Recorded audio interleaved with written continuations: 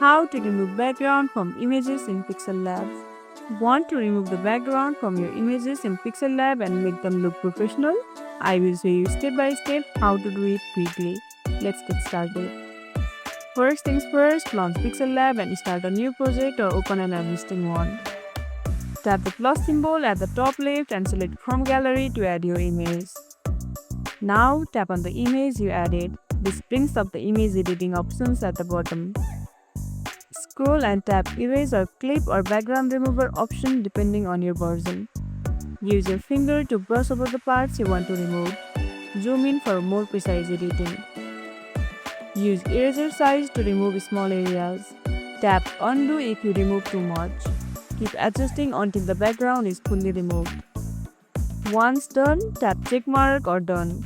Save your image to preserve the transparent background. And that's it. You have successfully removed the background from your image in PixelLab. Now you can add new backgrounds, text or stickers to make your design stand out. If you found this tutorial helpful, don't forget to like this video, subscribe and tap the bell icon so you never miss an update. See you in the next one.